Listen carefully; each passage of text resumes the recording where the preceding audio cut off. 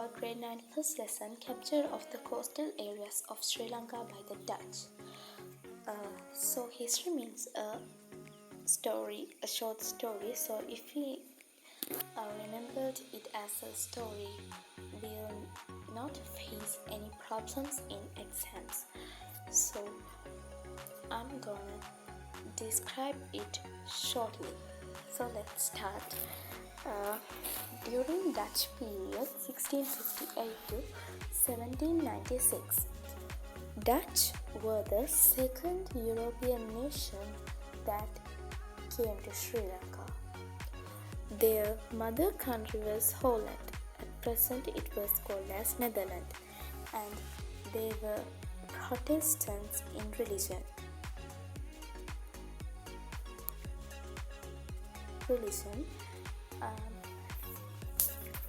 And in 16th century, the spices and commodities that were brought by the Portuguese were taken by the Dutch. They were brought through the Lisbon harbour in Portugal. The Dutch came to eastern countries mainly for trade, especially to get spices and other commodities. The Spanish also the Roman Catholics, and at that time King Philip II was the king of Spain. He inherited the kingship of Portugal too. During this time there was a war between the Dutch and the Spanish due to religious reasons. The king abolished the Dutch to enter to the Lisbon harbour. Because of this, Dutch could not take the spices and commodities that were needed for their trade. So, at first, the Portuguese prevented the other European nation getting to know the sea routes to Asia, but the Dutch found the sea routes to Asia by employing spices in various ways. The Dutch formed the Dutch East Indian Trading Company in 1602 and got the powers to engage in trading activities in Asia. They established their headquarters in Batavia in Java Islands. Then the arrival of Dutch in Sri Lanka. The first Dutchman that came to our country was Joris van Spielbergen. He met the Canadian king Wilhelm I in 1602. Next, another Dutchman, Sebald I, came and met the king. After King Wilhelm I, the next king of Kandy was King Senarath. He too had discussions with two Dutch delegations, but they too failed.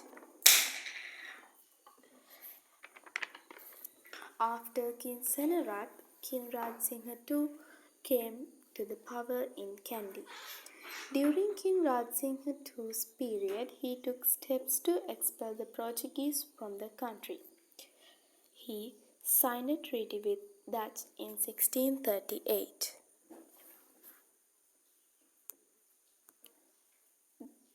These are the key points of 1638 treaty. These things. The Dutch agreed to help the king to expel the Portuguese from the country. The king promised to pay the war expenses by trading items such as cinnamon, pepper, and beeswax.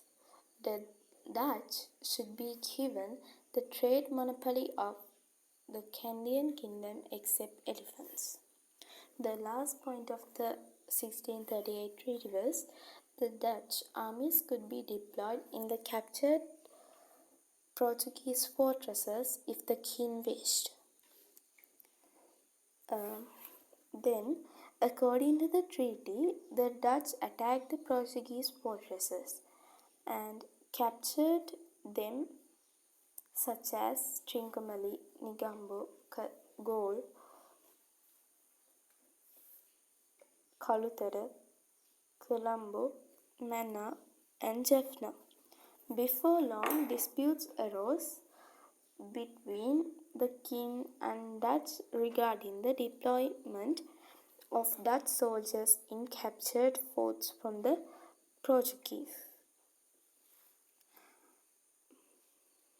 By this time, Dutch army headed by General Gerard Howe arrived in Sri Lanka and met the king.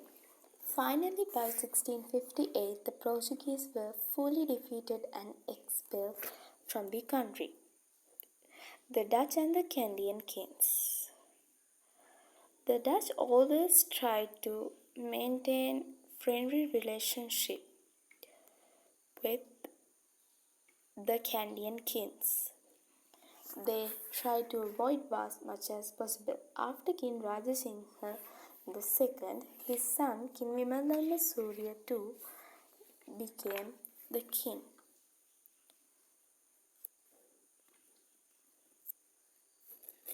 During his period, the Dutch provided ships to bring Upasampada bhikkhus from Burma, gave permission to Dutch to peel cinnamon in Pittigal, Korale. The Dutch agreed to buy the king's cinnamon, arrogant, and elephants. After King Vimaladhamma Surya II, his son Sri Veera Parakrama Narendra Singha became the king. During his period, some minor conflicts arose between the king and the Dutch. At the same time, the people who lived in the Dutch areas started rebels against the Dutch, but the Dutch were able to control them. After King Narendra Singha, the Nayakari kings came to the power. The first Nayakari king was Sri Vijaya Rajasingha. After him, King Kirtisri Rajasingha became the king.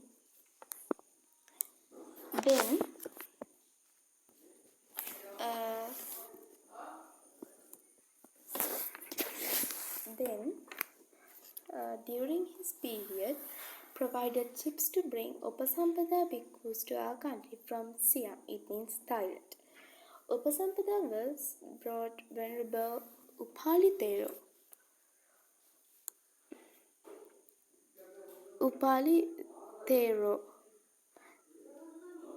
Then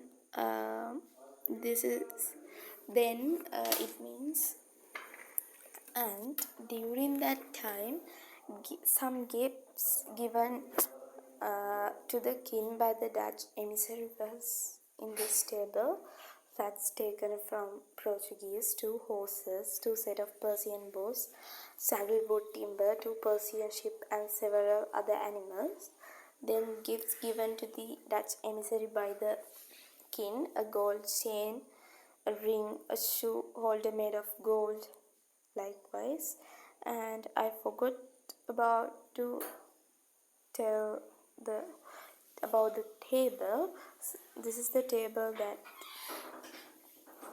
represent about the exchanging gifts during the diplomatic representations. In 1602, King Vimaladhamma Surya won, and the Dutch envoy was Joris van Spielbergen. Objective of the representation: discussion about commercial activities. In 1656, King Rajasingha II, General Gerard Howe, an invitation to meet the king and discussions the issues the 2 parties were faced with. Then the 1688 King Vimaladhamma Surya II, Colonel Albus, discussing a new agreement between the king and the Dutch. Then the 1721 King Veera Parakrama Narendra Singha, Cornelius Tackle, offering condolences of the Dutch over the death of the king's queen. Now we are going to mark Holland. So let's start. This is the Netherlands. You can see it. The Netherlands is situated in here. You can see it, a small dot.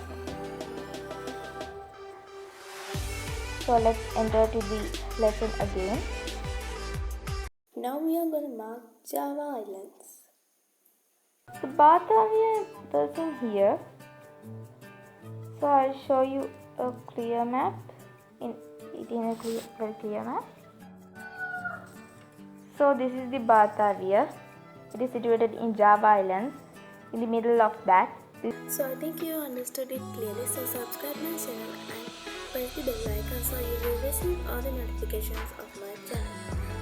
So let's meet again for part 2. Until then, stay safe and bye.